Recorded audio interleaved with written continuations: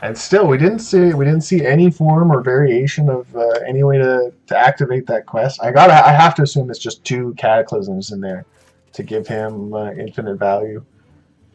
Throw half your hand away at the beginning of the game and then just consistently win the game. It's an interesting win condition. Your soul shall be mine. One that I hope to see happen at least once this game. When I say at least once, I mean like at all. He's possibly running Doom Guards. Nope, that's not it. Just plays, instead of playing the weapon, he plays both Doom Guards from hand. And no, he needs 6 cards. 6 discards. Tap. Show me Cataclysm. Don't prove me wrong. Maybe this is just Alpha's way of trolling me. He's like, yes, let's make him comment on this quest. He just wanted to burn 1 card from his deck. It's like, I don't need anything here. I'll just play the quest.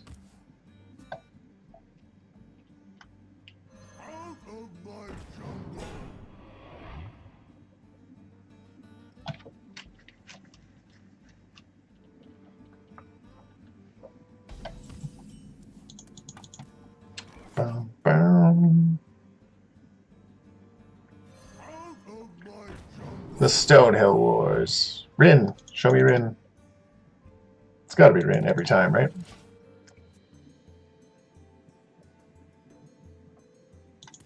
Tap.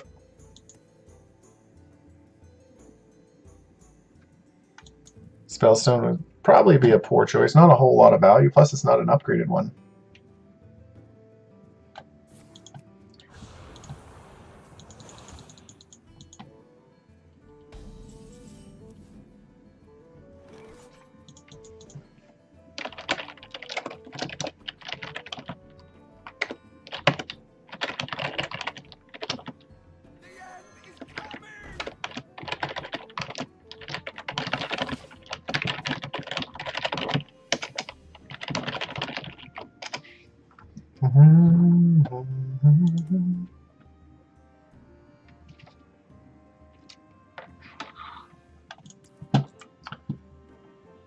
Still don't see any Cataclysm here.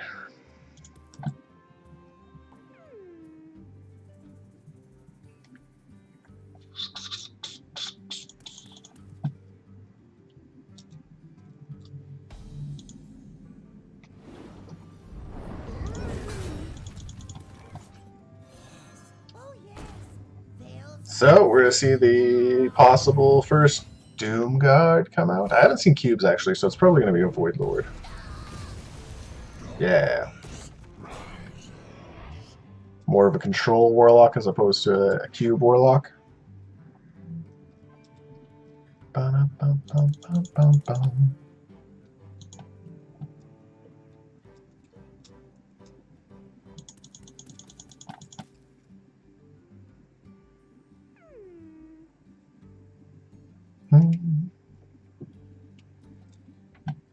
Alpha is just, I'm pretty sure this is a full hand, 3, 6, 9, 10. So full hand has to play something, then tap. Doomsayer, not bad.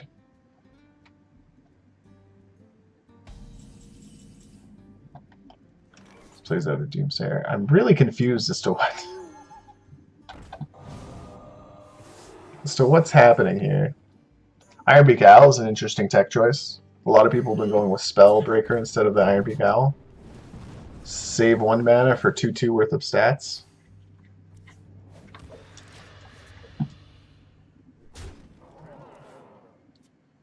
Another Stonehill.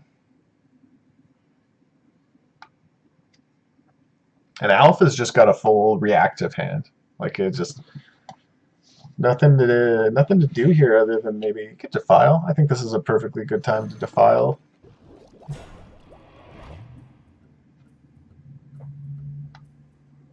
Thinking about using a Dark Pact just for the healing. And a ping just to replace a card. Boink.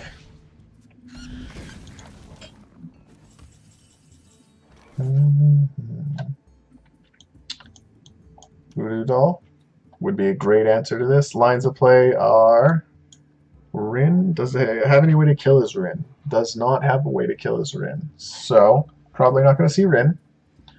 Probably just going to see a Voodoo Doll ping here. Maybe another tap. We have 9 cards in hand. So that would...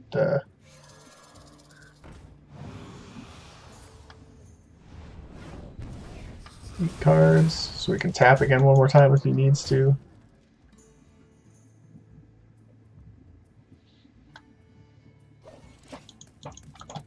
S'more looks like he's counting his hand. I don't know if you know this, S'more, but if you hold your hand over top of the deck, it does tell you how many cards you have.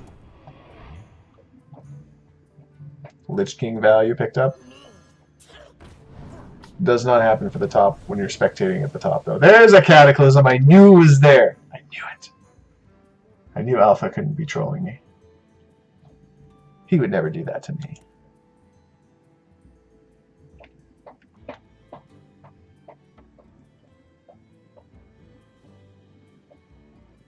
What if he... Okay, so what does he get rid of? If he decides to Cataclysm next turn, he'll get rid of the Lich King value that he picked, which is okay.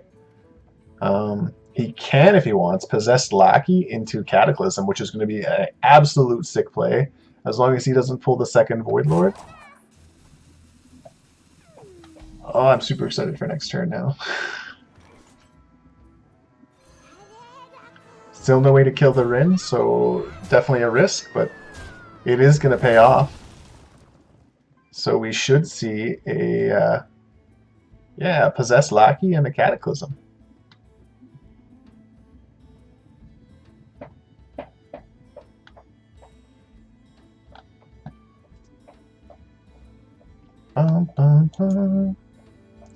Golden Galinda Crowstorm. Aw, sad face on the Void Lord. I was super excited to see the Cataclysm go down. Siphon Soul. So you want to put that out there and get the quest going before you top deck second Cataclysm. Not the best draw.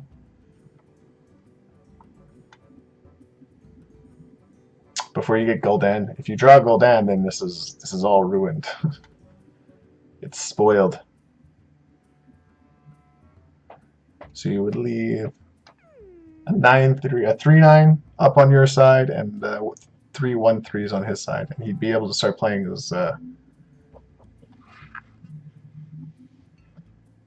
his seals. Yes.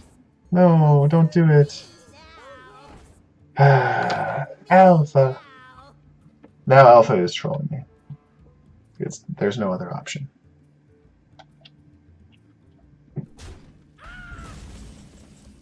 Ba-dum, ba-dum, bum. Second Void Lord coming down.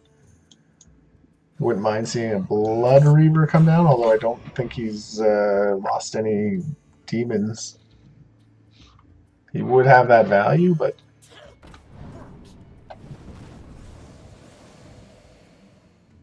double Spellstone. Supercharged Spellstones.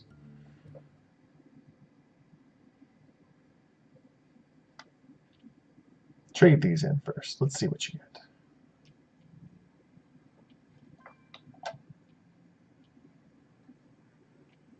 I wonder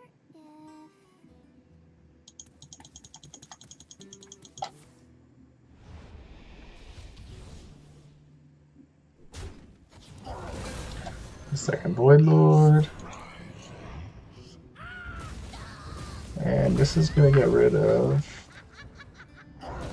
Yeah, pretty much everything, eh?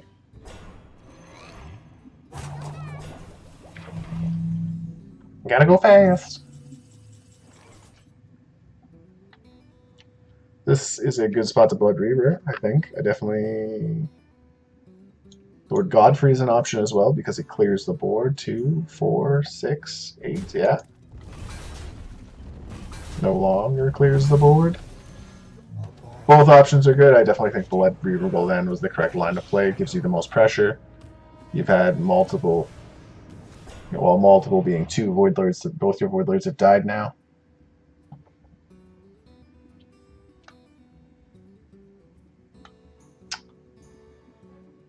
Cataclysm.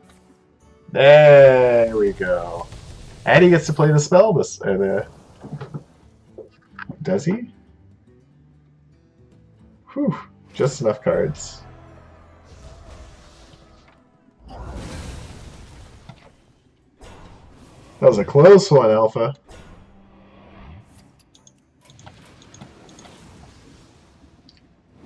However, like, you could have played this. Well, like, you gotta remember, you could have played this like 5 turns ago, right? Like, we could have been playing. Like, we could have had this happen quite a bit a long time ago. Plus, he would have had a large board advantage with the with his own Void Lord out there. But now S'more had enough time, and there was not enough pressure out there. Now he's got a hero power that is like, one of these is going to die every turn anyways. And especially if we can somehow manage to sneak the steals out. I'd probably just like to see the seal go. How many cards do we have? No, I needed to play a card so he doesn't mill.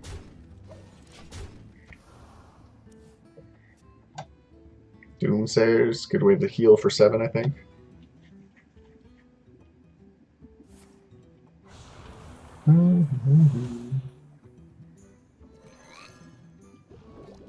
That's a good way to possibly clear the board now. No? 1, 2, 1, 2, 3, 5. Okay, yeah, Spellstone would have cleared it up anyways.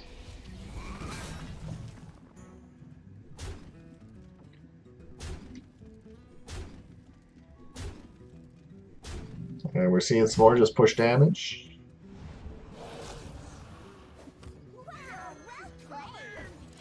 Interesting choice. Okay, so setting up for the lethal next turn, double Hellfire.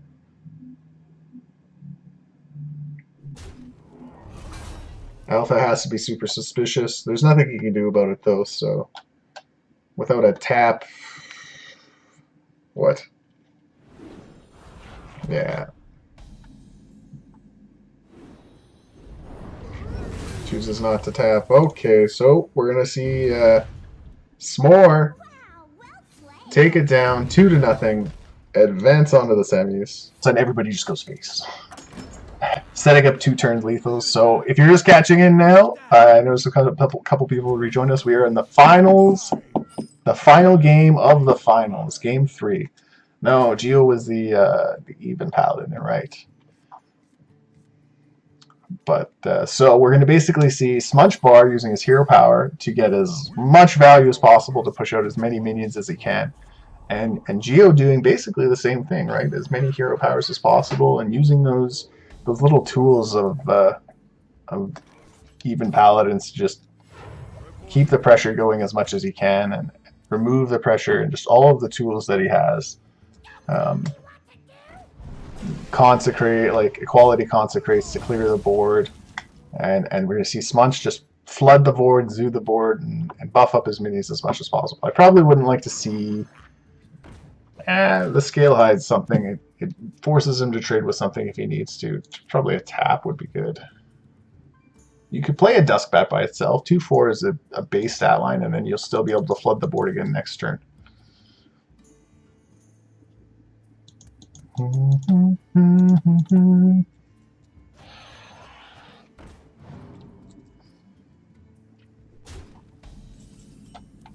So Smudge is following my game plan. We're gonna see Silence.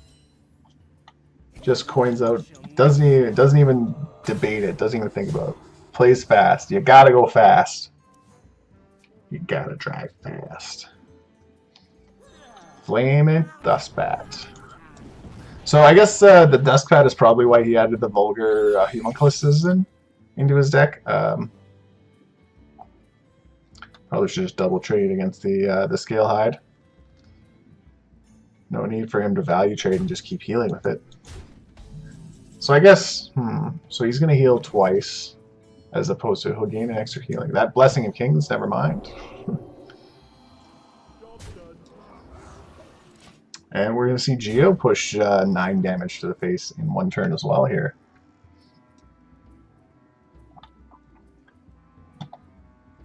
The Despicable Dreadlord is pretty good. I think we're probably going to see Soulfire just because it's so much more efficient.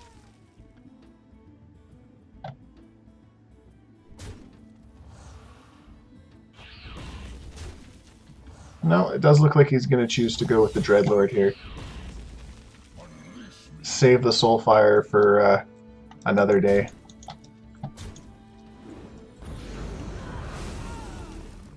It leaves Geo with a little bit of an awkward turn here. I mean, he's got a True Silver, which is going to get this Homunculus down, but the Hero Power is going to be useless until he finds a way to get rid of this Dreadlord. And I think that's going to require a couple juggles here. So we're praying for a call to arms.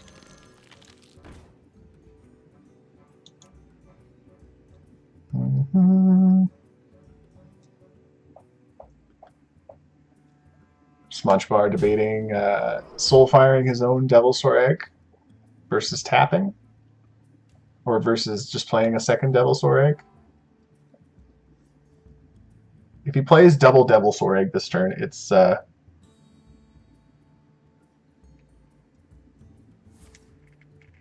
kind of a slow pace. Whereas here he's putting out a 5/5 for 6 essentially, right? With a draw. But, I mean, now this Crazy Alchemist is going to be a little... So, we got Knife Juggler and the Call to Arms. And we're praying at least one of them hits this Dreadlord. Bam! First one out the gate. And then face, and then face. 1-1. So that was basically the best scenario that Geo could have hoped for. There's really nothing better. We'll probably see this 5/5 trade. Interesting choice if he decides to go with that.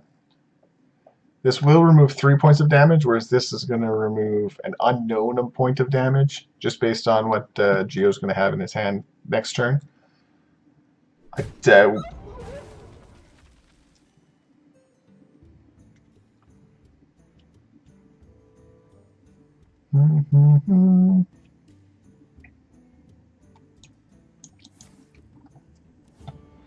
But yeah, this egg package is a little iffy here.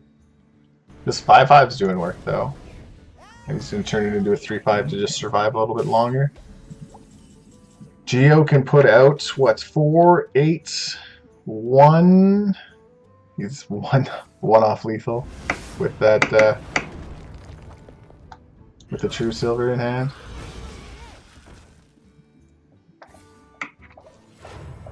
I think I would have preferred to see the True Silver go out face.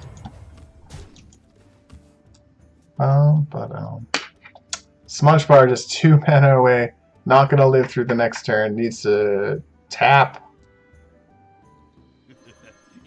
2, 4. So he's under the impression that he'll survive, and that is unfortunately not the case. We're gonna see Geo take down the very first tournament that he's ever played in, tournament number 15. Congratulations, my friend. You've done it. You are the champion. You are the champion, my friend. And you keep on fighting till the end.